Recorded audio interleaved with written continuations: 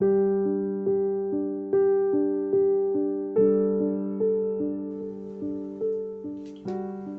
Bapak Ibu dan Saudara yang terkasih dalam Tuhan Yesus Kristus.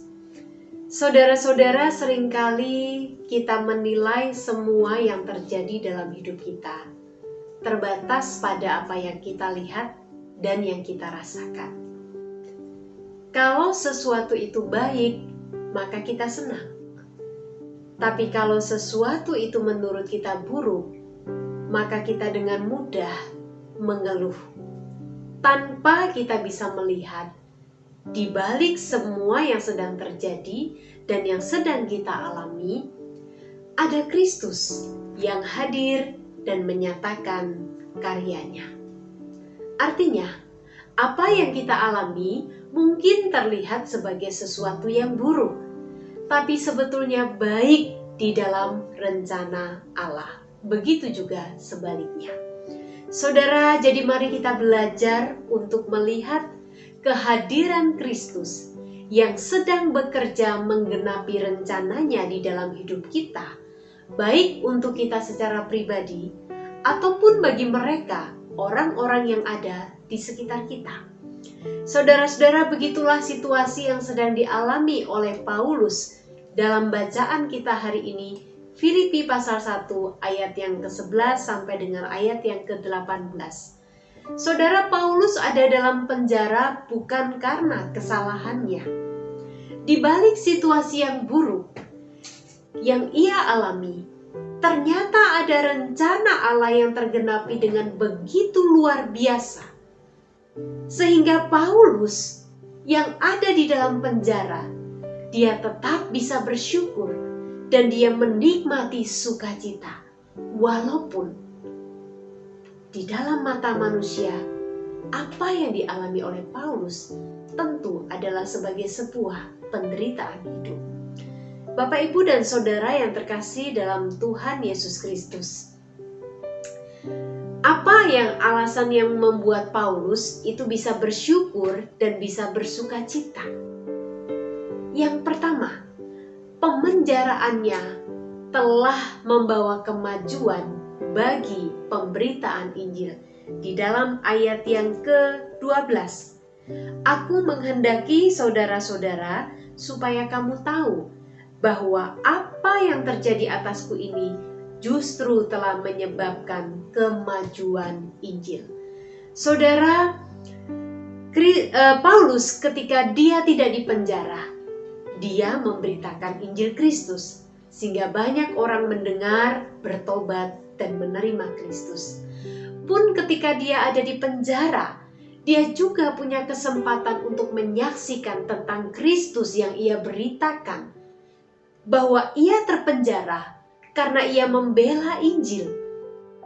Karena ia melayani Kristus yang hidup, bukan karena yang lain. Bapak, Ibu, dan Saudara yang terkasih dalam Tuhan, dalam ayat yang ke-13 Paulus juga mengatakan, sehingga telah jelas bagi seluruh istana dan semua orang lain bahwa aku dipenjarakan karena Kristus.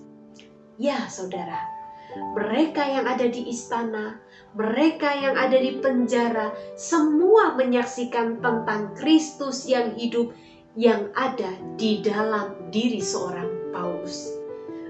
Belum lagi orang lain melihat, orang di sekitarnya melihat bagaimana bisa Paulus di dalam penderitaannya tetap bisa bersukacita dan tetap bisa bersyukur.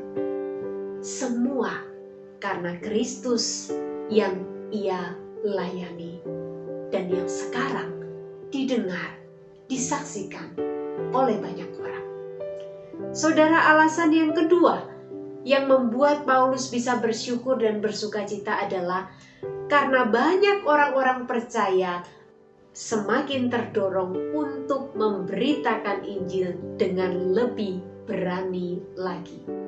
Saudara, sikap dan keberanian Paulus dalam menghadapi pemenjaraannya karena Injil menjadi obor yang mengobarkan semangat orang-orang percaya lainnya untuk juga turut serta memberitakan Injil Kristus. Saudara, mereka melihat bahwa penderitaan, penjara yang dialami oleh Paulus ternyata tidak membuat atau tidak memadamkan asa untuk mengobarkan, untuk memberitakan tentang Kristus yang telah mati dan bangkit itu. Orang-orang yang membuat Paulus terpenjara mungkin berpikir penjara akan memadamkan berita Injil tentang Kristus. Tapi kenyataannya justru Injil Kristus semakin disebarkan dan semakin didengar oleh banyak orang. Nah, Bapak, Ibu, dan Saudara yang terkasih dalam Tuhan, sebenarnya apa yang dialami oleh Paulus juga mengingatkan kita kepada apa yang telah dilakukan oleh Kristus bagi kita. Ia harus mengalami penderitaan. Ia difitnah dan dihukum.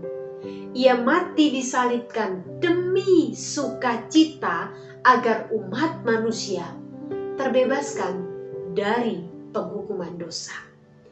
Dan kematian Kristus di atas kayu salib menggenapkan rencana Allah bagi umat manusia. Saudara-saudara yang terkasih dalam Tuhan Yesus Kristus, karena itu kiranya melalui suka duka kehidupan yang kita alami, kita bukan lagi berbicara tentang kita dan penderitaan kita, tetapi kita berbicara tentang Tuhan yang sedang bekerja dan terus bekerja dalam segala keadaan hidup yang kita alami.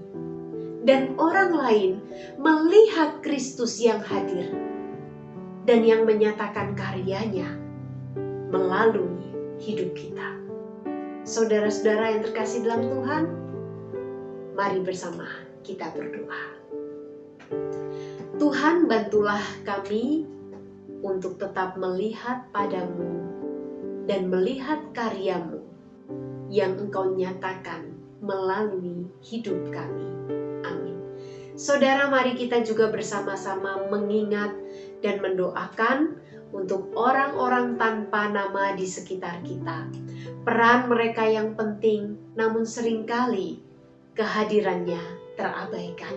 Hari ini, mari kita bersama-sama mengingat dan berdoa sejenak untuk para petugas kesehatan yang mendedikasikan hidupnya untuk melayani masyarakat, termasuk kita. Mari kita berdoa. Tuhan, kami mengingat dan kami mendoakan untuk para petugas kesehatan, mereka yang mendedikasikan hidup mereka untuk melayani setiap masyarakat, supaya masyarakat boleh ada dalam keadaan yang sehat, keadaan yang baik.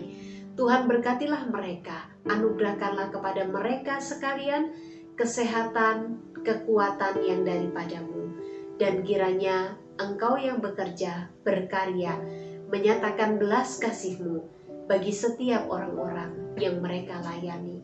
Terima kasih Tuhan, kami mohonkan doa ini demi nama Tuhan kami, Yesus Kristus.